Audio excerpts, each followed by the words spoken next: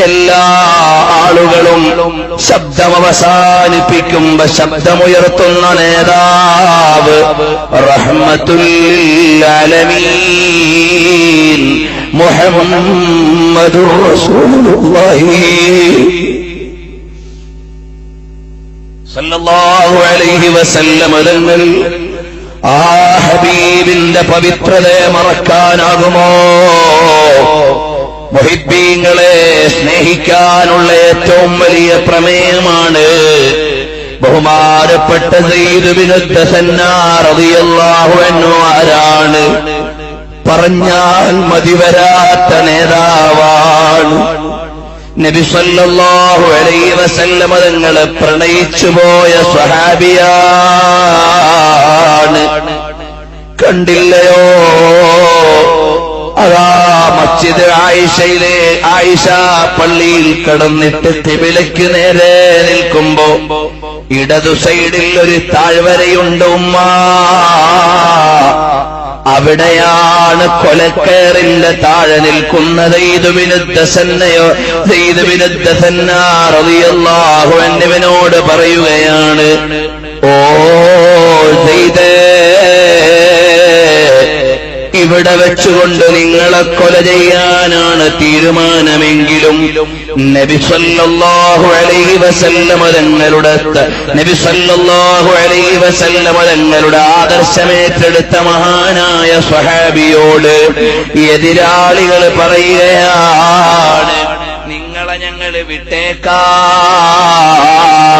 ഈ സ്ഥാനത്ത് നിങ്ങളുടെ നേതാവായ മുഹമ്മദ് നബി ആയിരുന്നെങ്കിൽ എന്നൊരു സാങ്കൽപ്പിക വർത്തമാനം പറയാമോ? കൊണ്ടുവരാനല്ല, കൂട്ടിക്കൊണ്ടുവരാനല്ല. നബി സല്ലല്ലാഹു അലൈഹി വസല്ലം തങ്ങൾ, പുണ്യനബി സല്ലല്ലാഹു അലൈഹി വസല്ലം തങ്ങളുടെ പവിത്ര പ്രണയമുള്ള സയ്യിദ് റളിയല്ലാഹു അൻഹു പറയുകയാണ്, ഇഞ്ചിഞ്ചായി എന്നെ അരിഞ്ഞു നുറുക്കിയാലും, ഈ കൊലക്കയറിൽ വെച്ചെന്നെ വലിഞ്ഞു മുറുക്കിയാലും, അറബിക്കടലിന്റെ അലമാലകളുടെ നടുവിലേക്ക് എന്നെ വലിച്ചെറിഞ്ഞാലും, എന്നെ ഓരോരോ ശകലങ്ങളായി കഷ്ണങ്ങളായി മാറ്റിയാലും, എന്റെ ഹൃദയത്തിലെ രാജാവ്, ലോകത്തിന്റെ നേതാവ്, അവിടുത്തെയുടെ കാലിൽ ഒരു മുള്ളുകൊള്ളുന്നത് പോലും ഞാൻ സുഖമായി വീട്ടിലിരിക്കുമ്പോ പുണ്യനബിയുടെ പാദത്തിലൊരു മുള്ളു തറയ്ക്കുന്നത് പോലും ഈ സയ്യിദിന് അസഹ്യമാണ്. അതുകൊണ്ട് എന്റെ കഴുത്തു പിടിച്ചോ, നിങ്ങൾ ഉദ്ദേശിക്കുന്ന പ്രസ്താവന എനിക്കിറക്കാൻ പറ്റില്ല. അതാണ് സ്വഹാബികളുടെ സ്നേഹം.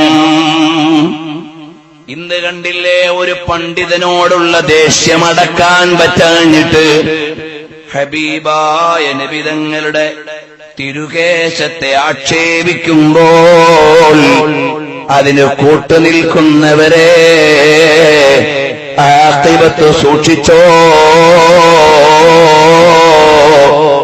നബിതങ്ങളുടെ ഒരു മുടിയൊന്ന് മുറിക്കാൻ പറഞ്ഞപ്പോ അത് വേണ്ട, എന്റെ സ്വത്ത് മുഴുവനും എടുത്തോ, ഹബീബിന്റെ മുടി മുറിക്കണ്ടെന്ന് പറഞ്ഞ മഹാന് അല്ലാഹു തആല സമ്പത്തിന്റെ കോടികളാണ് കൈമാറ്റം ചെയ്തത്.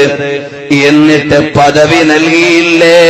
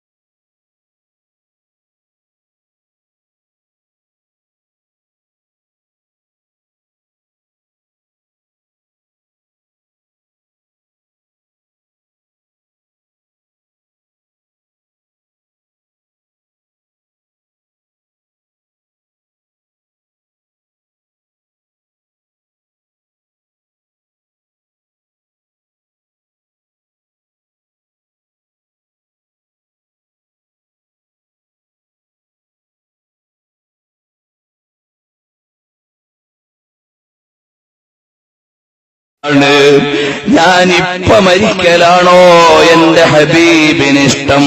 മോനെ, നിനക്ക് ഇന്നെ ഒന്ന് കാണണമെങ്കിൽ ഇപ്പ നിന്റെ റൂഹ് പിടിക്കലാണ് നല്ലതെങ്കിൽ പരാതിയില്ല, എനിക്കെന്റെ ഹബീബിനെ വേണേ. അല്ലാഹു ശരിയായ മഹബ്ബത്ത് നമ്മുടെ കൽബിൽ തരട്ടെ. മുഅ്മിനീങ്ങളെല്ലാം ഒന്ന് എഴുന്നേറ്റ് അടുത്തേക്ക് നിൽക്കുമോ? ഹബീബിന്റെ മദ്ഹ് പറയുന്നൊരു രസം ലോകത്തൊന്നിനുമില്ല. ഇവരുടെ വാദങ്ങൾ കേൾക്കുമ്പോ എന്തൊരു വേദനയാണ്. ഹബീബിന്റെ പവിത്രതയറിയാത്ത അല്പജ്ഞാനികളാണ്. പുറത്തു നിൽക്കുന്ന സഹോദരാ, ഒന്നകത്തേക്കടുത്തു വരുമോ? ഹബീബായ നബി സല്ലല്ലാഹു അലൈഹി വസല്ലം തങ്ങളെ കണ്ട എത്ര മഹാന്മാരാണ്. അതാണ് രാത്രി കിടന്നുറങ്ങുമ്പോ ഹബീബിനെ കണ്ടുപോയി. ഉമ്മമാരെ, ജീവിതത്തിലെ ഒരു അജണ്ടയാകണം റസൂലുള്ളാഹി സ്വല്ലല്ലാഹു അലൈഹി വസല്ലം തങ്ങളെ കാണണം. അതിനുവേണ്ടി സ്വലാത്ത് വർദ്ധിപ്പിക്കണം. സ്വലാത്ത് ലക്ഷക്കണക്കിന് സ്വലാത്തു ചൊല്ലിയിട്ട് ഹബീബിനെ കണ്ട എത്ര മഹാന്മാരാണ്. ഒരു സംഭവവും പറയാനുള്ള സാവധാനമില്ല. എന്തു പറയണമെന്ന് എനിക്കറിയില്ല, ആരെ ഓർക്കണമെന്ന് എനിക്ക് തിട്ടമില്ല. ഞാൻ പരിഭ്രമിച്ചു പോയവനാണ്. കണ്ടില്ലേ ബഹുമാനപ്പെട്ട ഇമാം ഹാഫിളു സുയൂത്തി റളിയല്ലാഹു അൻഹു 70-ലേറെ തവണ കണ്ട മഹാനാണ്. ബഹുമാനപ്പെട്ട ഇമാം അബുൽ ഹസൻ അൽ-അശ്അരി ഒരു റമളാനിൽ തന്നെ 3 തവണയിലേറെ കണ്ട മഹാനാണ്. അബുൽ ഹസൻ അശ്ശാദുലി ലൗ ഗാബ അന്നി റസൂലുള്ളാഹി സ്വല്ലല്ലാഹു അലൈഹി വസല്ലമ طرفة عين لمالت نفسي من المسلمين. ഒരീമ വെട്ടുമ്പോ എന്റെ ഹബീബ് മറഞ്ഞു പോയാൽ ഞാൻ നല്ലവനല്ല. ഒരു സലാം പറയുമ്പോ മദീനത്തൊന്ന് മടങ്ങി കിട്ടിയില്ലെങ്കിൽ ഞാൻ നല്ലവനല്ല. അതല്ലേ ശൈഖ് അബൂബക്കർ എന്ന ബഹുമാനപ്പെട്ട ഹദ്ദാദ് തങ്ങൾ പരിചയപ്പെടുത്തുന്ന മഹാൻ.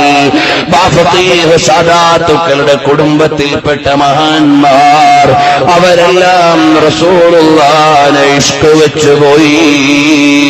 ചെറുപ്പക്കാരാ, കണ്ണുകൊണ്ട് സിനിമ കണ്ട് ഹറാമ് കണ്ട് കണ്ണ് കേടുവരുത്തല്ലേ. റസൂലുള്ളാഹിനെ കാണാൻ പറ്റൂല. കഅബാലയത്തിന്റെ തണലിൽ ഇരിക്കുമ്പോ അബൂലഹബിന്റെ പെണ്ണ് വന്ന് കല്ലുവാരിയിടാൻ നേരം ഹബീബുണ്ടെങ്കിലും കണ്ടില്ലല്ലോ. കാരണം അവള് തോന്നിവാസിയായതുകൊണ്ട് അല്ലാഹു മറയിട്ടു കളഞ്ഞതല്ലേ.